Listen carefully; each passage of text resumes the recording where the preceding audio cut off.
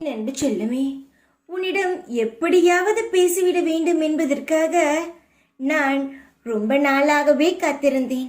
ஆனால் நான் பேசுவதே உனக்கு பிடிக்காமல் போய்விட்டது. ஏனென்றால் நான் ஏதோ உனக்கு துரோகம் செய்வது போல் நினைத்து கொண்டு இருக்கிறாய். நான் எல்லாருக்கும் நல்லது செய்யக்கூடிய அம்மா என்னை மட்டும் ஏன் தனியாக பார்த்து என்னை ஒதுக்கி வைக்கிறார்கள்? நான் என்ன அவ்வளவு பாவம் செய்துவிட்டேன்? என்னுடைய வாழ்க்கையையும் சற்று பார்க்கலாமே, என்னுடைய கண்ணீரையும் சற்று நீ பார்க்கலாமே என்று ஏங்குகிறாய். நான் உன்னையோ மற்றவர்களையோ பிரித்து பிரித்து பார்ப்பது கிடையாது. என் குழந்தைகள் எல்லாருமே எனக்கு ஒன்றுதான். சூழ்நிலை இப்பொழுது சரியில்லை, அது உனக்கே தெரியும். பல இடங்களில் பல சமயங்களில் நீ செய்வது கூட தப்பாகத்தான் போய் முடிந்திருக்கிறது. நல்ல காலம் இருக்கும் பொழுது எல்லாமே நல்லதாக தான் நடக்கும்.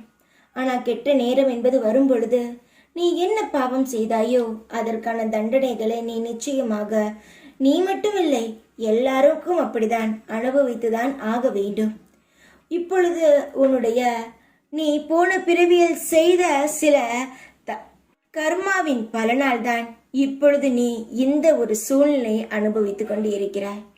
நீ சற்று சுதாரிப்பாக இருக்க வேண்டும். காலமும் நேரமும் மாறும் வரை உன்னுடைய மனதையும் உன்னுடைய எண்ணங்களையும் நீ அமைதியாக வைத்துக் கொள்ள வேண்டும். நான் சொல்லும் பொழுது உனக்கு வெறுப்பாக இருக்கிறது. எத்தனை காலம், எத்தனை ஆண்டுதான் நான் பொறுமையாக இருப்பது?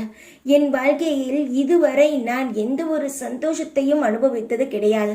அப்படியே சந்தோஷத்தை அனுபவித்தாலும் நான் அது 1 நிமிடமோ 2 நிமிடமோ அது என்னை விட்டு போய்விடுகிறது. என் வாழ்க்கைக்கான ஒரு வழியை நீங்கள் காட்டுங்கள் என்ற கேட்பதும் எனக்கு எல்லாமே புரிந்த எனக்கு உன் வாழ்க்கையை பற்றியும் நன்றாக தெரியும். உனக்கு தெரியாத உன் வாழ்க்கையின் ரகசியம் எனக்கு தெரியும். உன் வாழ்க்கையை நான் எப்படி சரி செய்ய வேண்டும், அதற்கான நேரம் எப்பொழுது வரும், இவற்றையெல்லாம் நான் கணித்து என்னுடைய சூலத்தில் வைத்திருக்கிறேன். என்னுடைய சூலம்தான் உன்னை இப்பொழுது காவல் காத்துக்கொண்டு இருக்கிறது. உன்னை சுற்றி எந்த ஒரு தீய செயலும் உன்னை நெருங்காமல் என்னுடைய வளையத்தில் வைத்துதான் பார்த்திருக்கிறேன். தங்கமே, எப்பொழுதுமே நான் உன்னுடன் இருக்கிறேன். நீ சுதாரிப்பதற்காகத்தான் இப்பொழுதும் சொல்கிறேன். இப்பொழுது எந்த ஒரு செயலையும் செய்யாதே. உன் வாழ்க்கை எப்படி நகர்ந்து கொண்டு இருக்கிறதோ அது போக்கில் உன் வாழ்க்கையை விட சற்று கவனமாக இரு. யாரிடமாவது பேச வேண்டும் என்றால் சுதாரித்து பேசு. நீ எதுவோ நாம் நல்லவர்கள் என்ற எல்லாவற்றையும் பகிர்ந்து விடாதே.